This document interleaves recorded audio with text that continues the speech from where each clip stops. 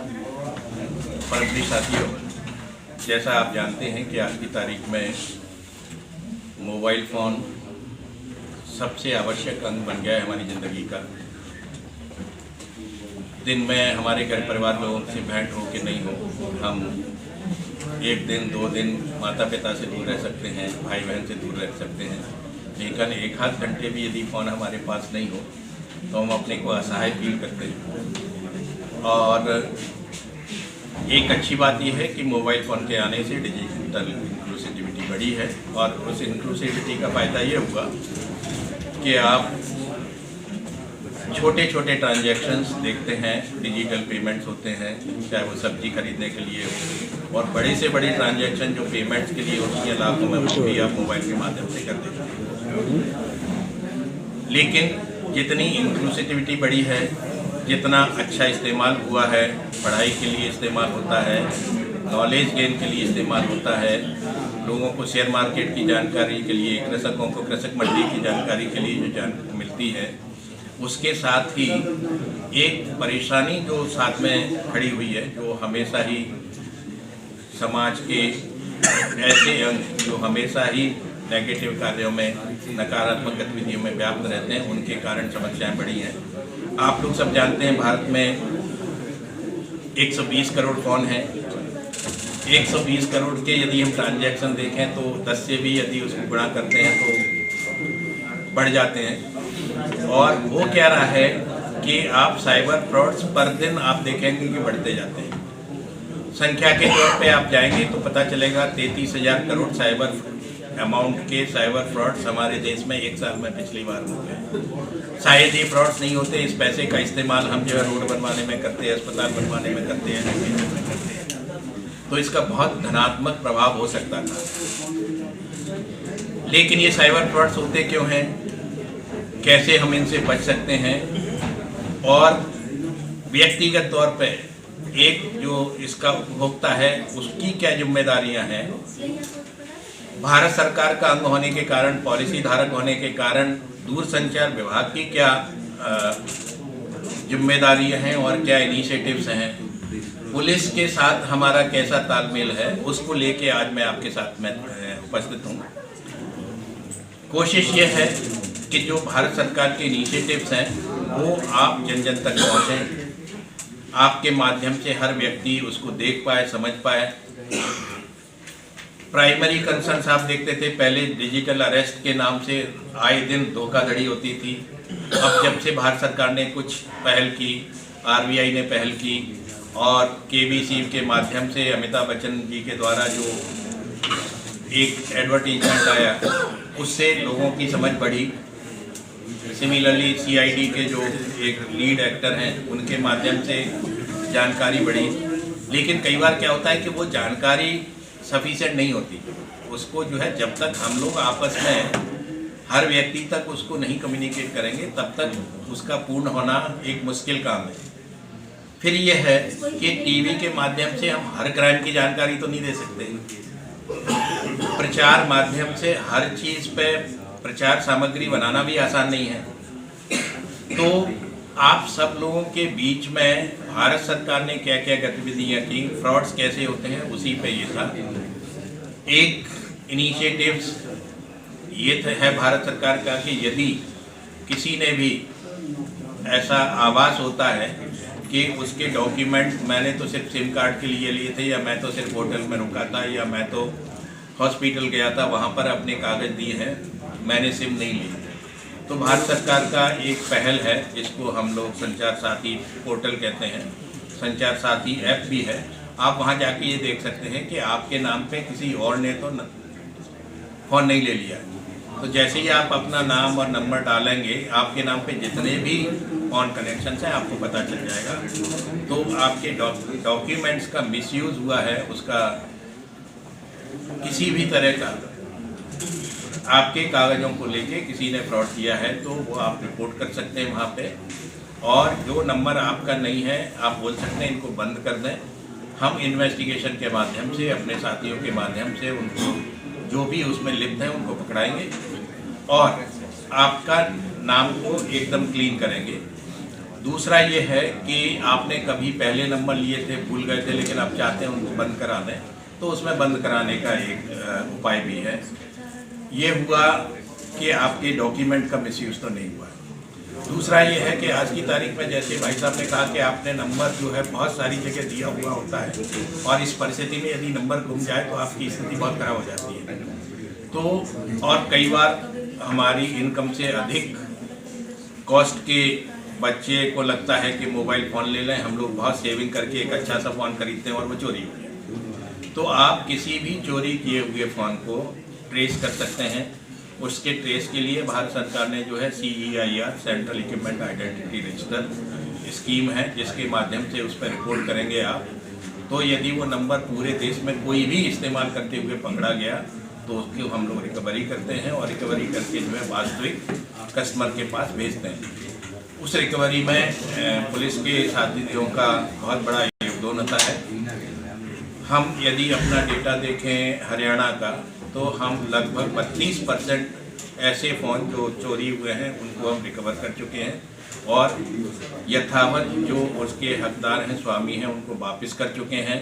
यदि हम पिछले सिर्फ 3 महीने का रिकॉर्ड देखें तो हम 57 से 58% के आसपास फ़ोन्स को रिकवर किए हैं और उनको वापस कर चुके हैं। तो मेरा आप सब लोगों से अनुरोध यही है कि जब भी इस तरह की घटना हो, आप खुद रिपोर्ट करें। आपके परिवार में किसी के साथ हो जाए तो उसको प्रोत्साहित करें या उनके ब्याह पर रिपोर्ट करें। तो ये दूसरी पहल है जिसका जो है जन जन तक पहुंचने से आप उसका फ़ायदा उठा सकते हैं।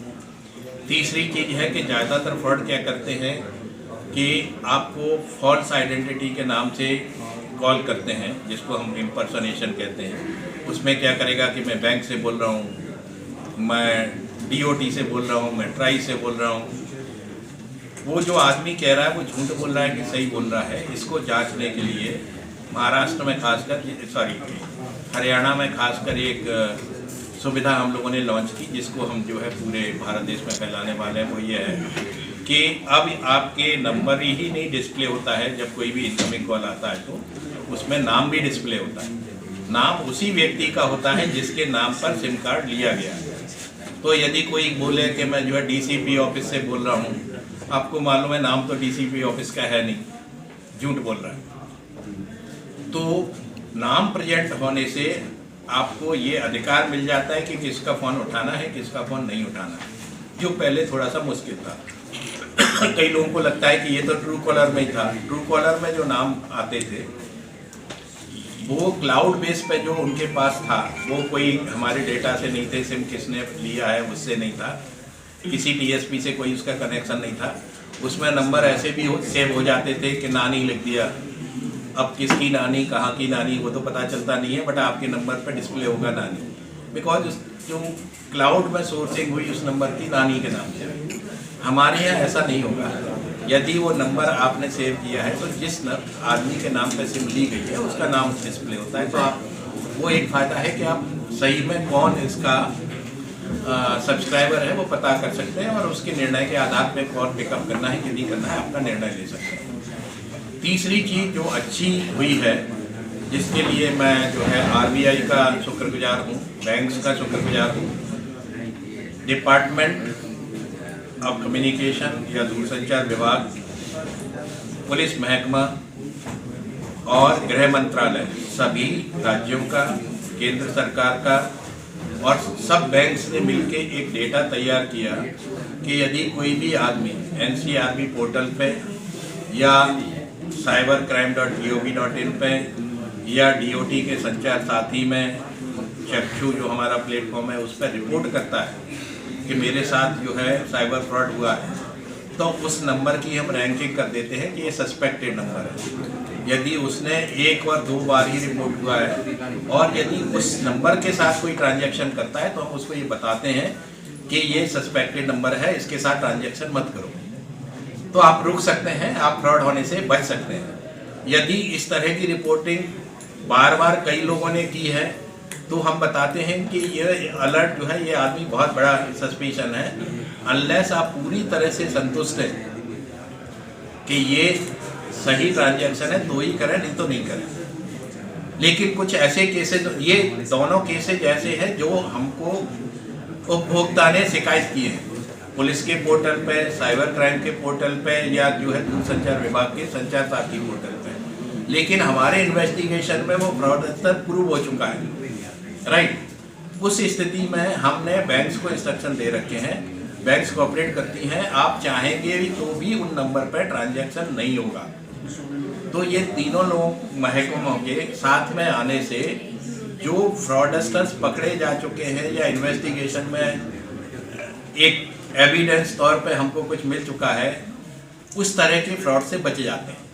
दो और एक्शन भारत सरकार ने लिए कि बैंक के नाम से आप तब तक फोन को रिस्पॉन्स नहीं करें जब तक कि वो 1600 नंबर की सीरीज से नहीं आ रहा हो। तो सारी बैंक्स को 1600 सीरीज के नंबर ही से कॉल करते हैं, चाहे उनका कॉल प्रमोशन के लिए करना हो, चाहे आपको बैंक के लिए जो भी रिक्वायरमेंट है वो सिर्फ 1600 नंबर से करें।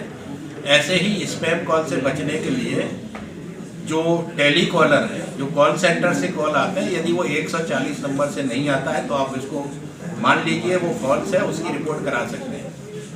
ये चीज़ें ऐसी हैं जो आपको बताती हैं कि क्या क्या चीज़ें भारत सरकार ने इनिशिएटिव लिए। इसके अलावा एक और रिक्वायरमेंट ये है कि यदि किसी के साथ दुर्घटना घट जाए तो करे क्या, कहाँ जाए। तो आप सब लोगों से हम लोगों की रिक्वेस्ट है, प्रार्थना है, गुजारिश है, वो ये है कि 1930 ये ऐसा नंबर है, जब भी किसी के साथ साइबर क्राइम की घटना हो तुरंत उसे इस नंबर पे अपनी शिकायत दर्ज करा देना चाहिए। इंटरनेट के माध्यम से आप दर्ज कराना चाहते हैं तो cybercrime.gov.in पे जाके शिकायत करा दीजिए। जैसे ही ये शिकायत हमारे पास आएगी, आप जितनी जल्दी से शिकायत पहुंचती है उतनी ही जल्दी कल्प्रिट को पकड़ना, उसके पैसे के ट्रांजैक्शंस को रोकना और आपका पैसा वापस मिलना बहुत ही आसान हो जाता है। जितना डिले होता है आप समझ सकते हैं, उतनी ज़्यादा ट्रांजैक्शन हो जाने से इन्वेस्टिगेशन लंबा होता है। तो हम सब लोगों का प्रयास ये है कि आप 1930 को cybercrime.gov.in प्रसारित करें, जिससे आम आदमी के साथ कोई दुर्घटना घट जाए तो वो बता दें। दूसरा ये है कि एक पब्लिक अवेयरनेस ये भी बताना है कि जैसे लोग कहते हैं कि साहब मैंने तो कुछ किया नहीं था, उसने कहा लिंक दबा दो, मैंने लिंक दबा दी और मेरा सब पैसा चला गया, मेरे तो किसी ने बात ही नहीं की। तो हम लोग सब जानते हैं कि जो इंजीनियरिंग के स्टूडेंट्स होते हैं या जो सॉफ्टवेयर लिखते हैं, हर एक जो ऐसी लाइन आती है उसमें .apk वर्ड यदि लिखा हो, 3 अक्षर लिखे हों अंत में .apk, इसका मतलब ये है कि वो ऐसी फाइल है जो आपका डेटा चोरी करेगी। तो ऐसी कभी भी आप वो लिंक खोलें नहीं और हर एक को यही समझाएं, क्योंकि यदि खोली तो आपके जो मोबाइल में जितना भी डेटा है वो चोरी कर लेगा। बाकी साइबर सिक्योरिटी की आवश्यक जो रिक्वायरमेंट्स हैं, जो आप लोग रोज देखते हैं, पिन शेयर नहीं करें, OTP शेयर नहीं करें, ये सिर्फ एक बार कहने से 2 बार कहने से काम नहीं चलता है। ये आवश्यकता है ये कि बार बार आपके माध्यम से लोग बताते रहें। तो अब हम लोगों का प्रयास यही है कि पुलिस के साथ, खासकर रेवाड़ी के सारे सिटीजन्स को आप लोग मिलके ये प्रयास करें कि जो जानकारी भारत सरकार के इनिशिएटिव्स की है, संचार साथी को लेके, जो गृह मंत्रालय की है cybersecurity.gov.in, जिसको हम लोग I4C भी कहते हैं, उसकी हर एक प्रदेश में जो है हमारे पास साइबर सेल्स हैं, उनकी जानकारी आप लोगों तक पहुंचाएं। और मैं आपको आश्वस्त करना चाहता हूं दूरसंचार विभाग के तौर पे, वो ये है कि हम आज के तारीख में फ्रॉडस्टर्स को जो नवीनतम टेक्नोलॉजीज हैं, आर्टिफिशियल इंटेलिजेंस जिसको आप लोग कहते हैं, मशीन लर्निंग जिसको हम लोग कहते हैं, तो AI ML दोनों का इस्तेमाल करते हुए हम फ्रॉडस्टर का इन्वेस्टिगेशन करते हैं। हम कंटिन्यूसली ऑपरेटर्स के साथ बैठते हैं, उनके यहाँ पे फ्रॉड मैनेजमेंट सिस्टम्स डेवलप कराए हुए हैं। इनके माध्यम से कम साइबर क्राइम हो, उस दिशा में हम लोगों की चेष्टा है, और गलती से हो जाए तो हम उसको इन्वेस्टिगेट कर सकें और उसको सॉल्व कर पाएँ। वो तभी संभव है जब हम लोग सब सोसाइटी में मिलके एक साथ रहें। इसी के लिए हम आप सब लोगों को यहाँ पर आज एकत्रित किए हुए थे और आप सब लोगों से प्रार्थना है कि ये जानकारी जितनी लोगों तक पहुँचेगी उतना ही लोगों का फ़ायदा होगा। ये हम लोग 1-1.5 घंटे से, क्योंकि इसमें टेलीकॉम सर्विस प्रोवाइडर्स हैं उनकी जिम्मेदारियां क्या थी उस पर चर्चा हुई, उनके जो डीलर्स हैं डिस्ट्रीब्यूटर्स हैं वो कैसे चीज़ों को ठीक कर सकते हैं उस पर चर्चा हुई। आपस का तालमेल, पुलिस का लोकल जो सिम कार्ड्स बेचते हैं उनका, TSPs का कैसे कनिष्ठता से बढ़े, हमारे पास कोई शिकायत आती है तो हम कैसे अधिकतम इस्तेमाल पुलिस विभाग के साथ तालमेल बिठा सकते हैं, या पुलिस विभाग को किसी भी टेलीकम्युनिकेशन ऑपरेटर से किसी जानकारी की लेना है तो वो क्या जानकारी कैसे मिल सकती है, उस सब के लिए हम लोग यहाँ एकत्रित हैं। इसी पे ये चर्चा आज की तय की गई है और उसी पे हम लोग कर रहे थे अभी तक। मेरी तरफ से मैं इतना ही कहना चाहता हूँ और DSP साहब if he wants to add something, वो कुछ भी जो जोड़ना चाहते हैं। डायरेक्टर डिप्टी डायरेक्टर साहब का मैं रेवाड़ी पुलिस की तरफ से धन्यवाद देना चाहूँगा और बाकी जो ऑफिसर्स आए हैं टेलीकम्युनिकेशन डिपार्टमेंट की तरफ से उनका भी मैं स्वागत करता हूँ।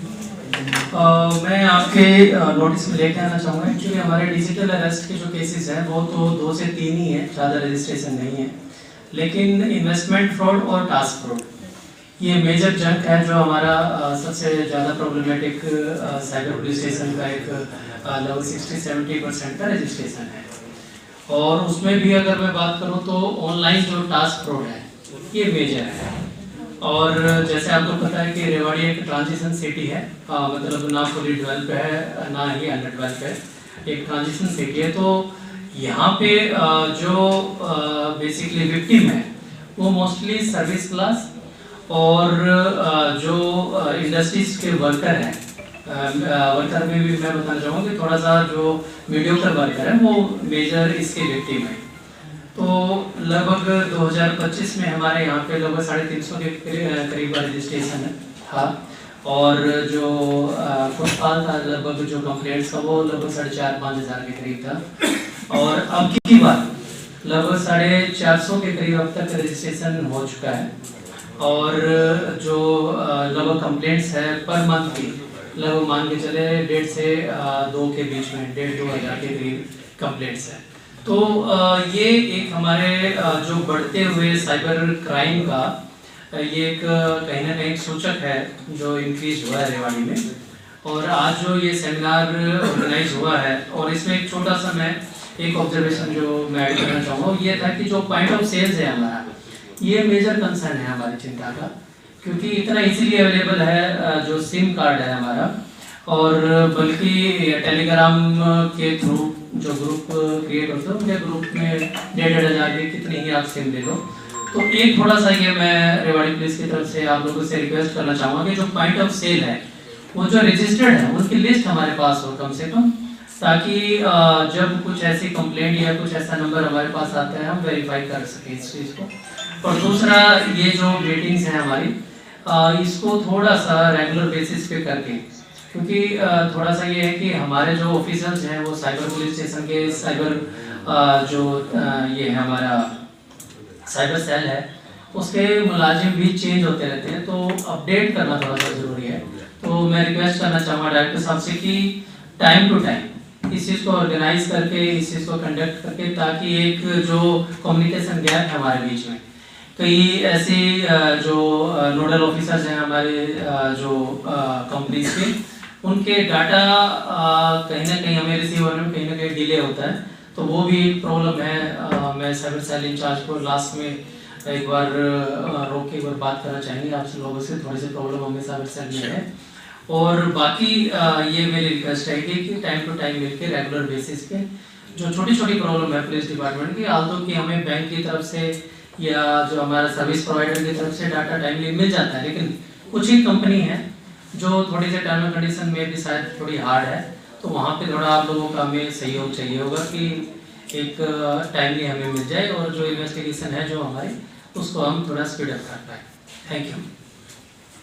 मैं इस पर रिएक्ट कर दूँ अपनी तरफ से। तो पहली भी पॉइंट ऑफ सेल पे सिम कार्ड बेचते हैं, शायद वहाँ पर किसी तरह की गतिविधि गलत हो और उसके कारण जो है साइबर क्राइम ढूंढने में मुश्किल होती है, या ऐसे लोग जो कि कहीं पे भी अपनी कैनोपी लगा के बेचना स्टार्ट कर देते हैं, फिर पता करना मुश्किल होता है कि किसने बेची है नहीं बेची है।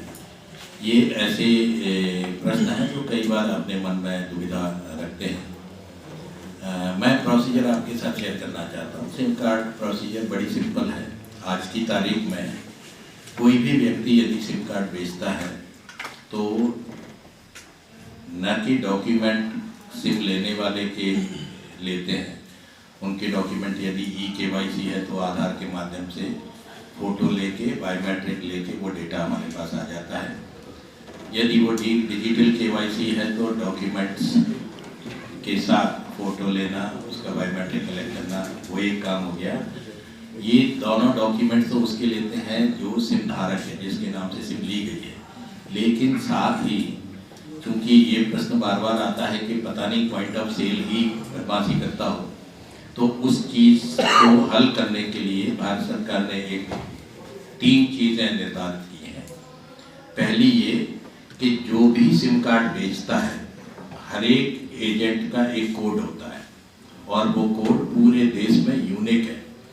तो हम उस कोड से ये पता कर सकते हैं कि किस आदमी ने सिम कार्ड बेचा, और ये कोड उसी समय डालना होता है जब सिम कार्ड बेच रहे हैं। साथ ही जो बेच रहा है उसका भी फोटो हम मैंडेटेड किए हुए हैं कि जो सिर्फ खरीदने वाले का ही फोटो नहीं चाहिए, सिम बेचने वाले का भी फोटोग्राफ हमको चाहिए। तो ऐसी और कहाँ पर बेचा उस जगह के लैटिट्यूड और लॉन्गिट्यूड भी हम कलेक्ट कराते हैं। तो आज की तारीख में पॉस को लेके ये डाउट नहीं है कि सिम कार्ड किसने बेचा, उसका नाम क्या है, उसका फोटोग्राफ क्या है, कहाँ पर बेचा। ये हम बहुत आसानी से उसका डॉक्यूमेंट लेके वेरीफाई कर सकते हैं। और ऐसे किसी भी आदमी ने जो फ्रॉड में यदि POS के पे संलिप्त है तो उसको हम निश्चित रूप से पकड़ सकते हैं। ये मैं आपकी जानकारी के लिए और अपने समस्त साथी जो पुलिस महकमे से आज इस सभा में उपस्थित हैं उनके लिए कहना चाहता था। और दूसरी चीज़ ये कि दूरसंचार विभाग के तौर पर मैं पूरी तरह से आपके साथ सहमत हूँ। जैसा SP साहब और आप लोगों की आवश्यकता है, यदि हमको मंथली मीटिंग्स के लिए लोगों को भेजना है, मैं तत्पर हूँ। अपने साथियों को मंथली मीटिंग्स के लिए भेज दिया करेंगे।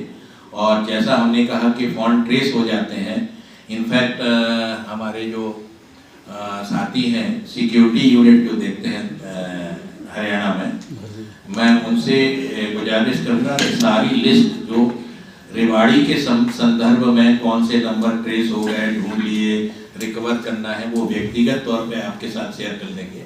वैसे तो पोर्टल पे जो नोडल है उनको पता होता है, बट उसके अलावा भी SP साहब को आपके साथ शेयर कर लेंगे।